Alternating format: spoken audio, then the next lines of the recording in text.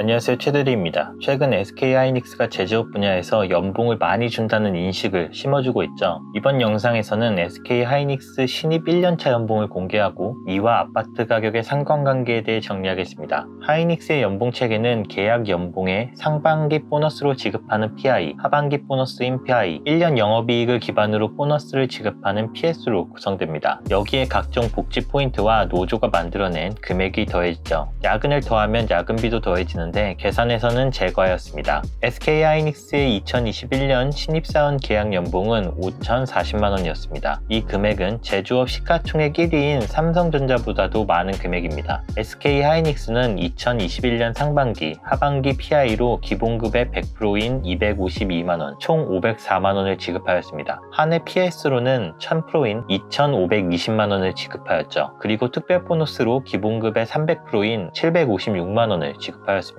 계약연봉, PI, PS, 특별 보너스만 더해도 SK하이닉스의 신입사원은 8,820만원의 연봉을 받게 되죠. 여기에 2021년 임금협상 타결 특별 격려금으로 전 임직원에게 250만원을 6월에 지급하였고 복지 포인트로 130만원을 매년 지급합니다. 8,820만원의 임단협 타결금 250만원, 복지 포인트 130만원을 더하면 신입사원은 9,500만원의 연봉을 받게 됩니다. 일단 주머니로 들어오는 현금은 8,820만원이기 때문에 여기에 세금을 적용하면 얼마의 현금이 매달 내 통장으로 들어오는지 계산해 볼게요. 8,820만원의 과세표준 구간은 8,800만원에서 1.5억원이라서 35%의 세율이 적용됩니다. 누진공제 1,490만원을 빼주면 세금으로 내야 하는 금액은 약 1,600만원이죠. 따라서 매달 내 주머니로 들어오는 금액은 600만원, 1년으로 따지면 7,200만원입니다. 분명 월급쟁이 직장인으로서 7,200만원이라는 소득은 상위에 속하죠. 많이 모으면 1년에 5천에서 6천만원을 모을 수 있는 금액입니다. 하지만 최근 자산의 상승률이 너무 상승했기 때문에 7,200만원이라는 현금은 이제 많지 않은 소득으로 느껴집니다. 2020년 대비 2021년의 소득은 기껏해야 몇백만원에서 많아야 1,000몇백만원이 상승했죠. 물론 대기업의 직장인의 경우에 말이죠.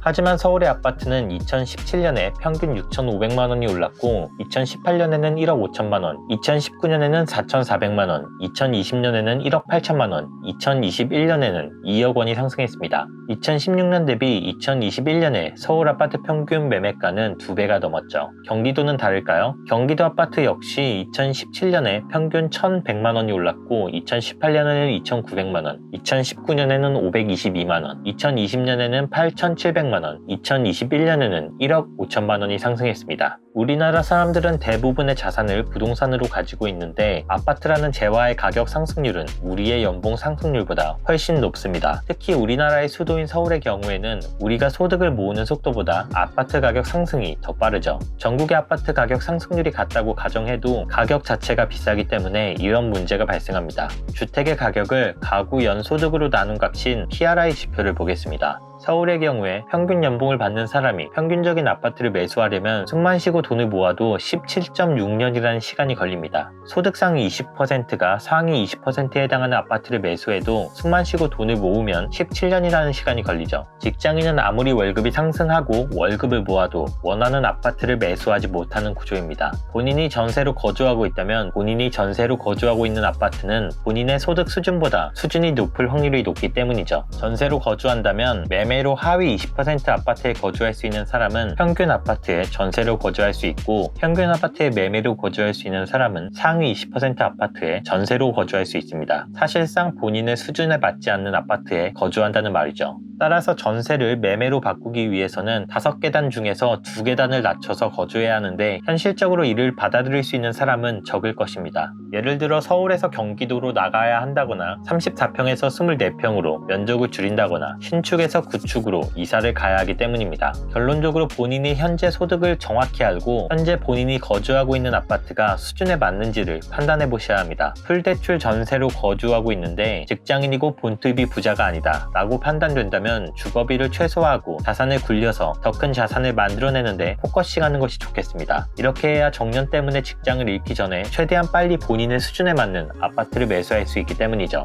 제 경우에는 제 가구 연소득은 상위 20% 정도에 걸려 있지만 아파트 매매가는 서울 상위 40% 정도에 걸려 있습니다. 그것은 제가 직장에서 7년 정도 만에 근무했기 때문이죠. 따라서 저 역시 주거비를 최소화하고 자산을 굴려서 더 큰 자산을 만드는데 포커싱할 계획입니다. 2022년과 2023년에 말이죠. 계속해서 제가 자산을 불려나가는 과정을 함께 하실 분들은 구독, 좋아요 눌러주시고 오늘도 수고하셨습니다.